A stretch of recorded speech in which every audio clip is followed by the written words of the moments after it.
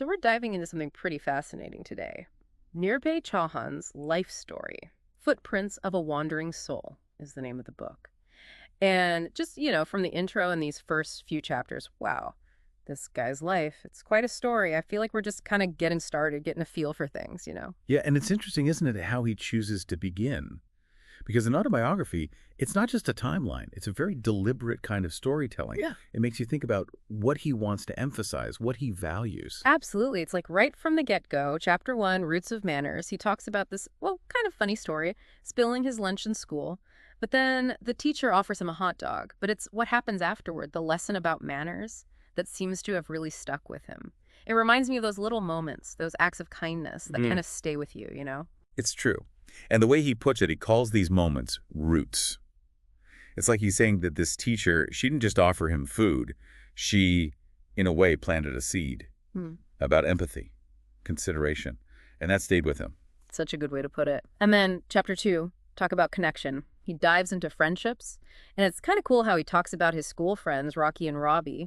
So different from the guys he became close to in Mumbai, Birdie and Yash. It's like those friendships, they evolve with you, don't they? Exactly. Different stages of life call for, different needs. Right? I mean, the human need to connect, it's a constant.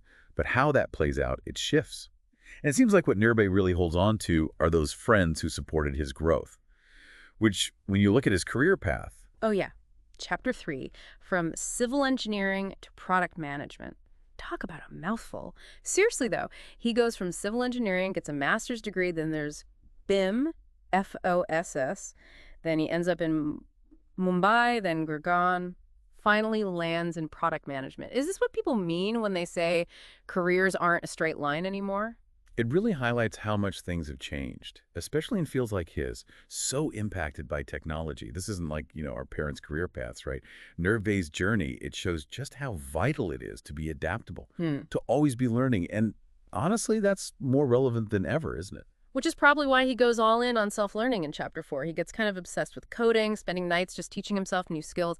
You almost wonder if, even back then, he sensed this pressure to constantly learn new things. I mean, it's something so many of us are dealing with now, right? I think there's something to be said for the way he seems drawn to the challenge. Yeah. Like even energized by it. It's not just about keeping up. It's more like he finds a way to be empowered by it, to see opportunity in all that change. And it's not just the techie stuff either, right? Like in chapter 5, Guiding Principles, he's got these core values, self-improvement, integrity, resilience. But it really struck me how important empathy is to him, especially as a product manager. Yeah, it's like he wants to build things that really matter to people. Not just build things to, just check things off a list, I guess. Totally. And then it gets even more interesting because in chapter 6, the pursuit of meaning, he's really grappling with that, right? Finding meaning in your work. And it's not like he's just job hopping. He seems to really be searching for something more, something with impact. And you know where he finds it? In the most unexpected place. Oh, tell me. Building his family's home. Like literally. He goes from designing buildings in this digital world to laying bricks and mortar. Chapter 7. Building home and dreams. Oh, that's something else. Talk about taking it literally. Right. It says a lot about him, though, don't you think? That hands-on approach, this desire to actually create something tangible. You can see how that kind of energy would lead to, chapter 8. Uncharted territories, the entrepreneurial bug. It's like something clicks. Suddenly he doesn't just want to build a house. He wants to build a whole company. And not just any company. He talks about leaving a legacy, something that really contributes to society. Well, that's pretty inspiring. It is. But then, chapter 9, navigating the startup seas. That's got to be tough. Yeah, the honeymoon phase can only last so long. He talks about funding challenges, the whole team dynamic, the inevitable setbacks. That's where the resilience comes in, I guess. He does talk about embracing failure, like it's part of the learning process. Easier said than done for most of us, though, am I right? Oh, for sure. But he doesn't shy away from it, which I admire. He learns from it. And it's not like he does it all alone. He makes a point to talk about collaboration, surrounding himself with a good team, which, knowing how much he values those connections, makes sense. It's like it all comes full circle. Yeah, and then that leads us to, chapter 10, the ongoing odyssey. That one really got me, like embracing the uncertainty of the future, being open to all the curveballs life throws at you. It's a lot. It is.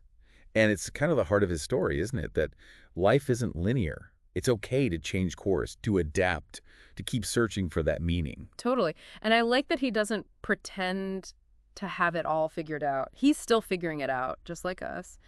But he's doing it with this sense of, I don't know, optimism, belief in people. For sure. And that really comes through in the epilogue, Yeah. in retrospect. He looks back on everything, his education, the career shifts, all of it, and he sees how each piece has shaped him. Like it all adds to the richness of the story. It's like he's saying, I'm not done yet, but look at what I've learned so far. That's pretty powerful, especially if you're, maybe feeling a little lost yourself. Absolutely. That emphasis on continuous learning and growth, even when you reflect on the past, there's this openness to what's next, embracing the unknown. I think we need a moment to take all that in. This is quite a journey. When we come back, I want to dive a little deeper into this whole idea of leaving a legacy. Yeah. What do you think? Ready for the final stretch? So, picking up where we left off, this whole idea of leaving a legacy, I don't know about you, but it makes me think, like, what kind of mark do I want to leave on the world? It's a big question, yeah. And I think for Nirbay, it's something he's really grappling with. Not in a, like, fame and fortune way, more like how to make a real difference. Right. Like when he talks about paying it forward in the epilogue, it's like he's recognizing that he's learned from others and now it's his turn to do the same. Exactly. And he even talks about how important mentors have been for him. People who saw something in him, encouraged him. It shows how powerful that can be, even in small ways. And it's not just those big splashy things either. He finds meaning in building that home for his family and being there for his wife. Those everyday things matter too. I think that's really important. Legacy, it's not just about what you accomplish out in the world. It's about how you touch the lives of the people around you. It's about those small acts of love and kindness. And for Nurbay, it seems like it all comes back to that sense of optimism, like curiosity. He really seems to embrace the whole journey, even the tough parts. Definitely. That idea of lifelong learning, always being open to new experiences, new perspectives, I think that's something we can all learn from them. Totally. And it's a good reminder that, hey, life's an adventure, right? It's messy and unpredictable, but it's our story to write. Well said. Nirbay's Footprints of a Wandering Soul.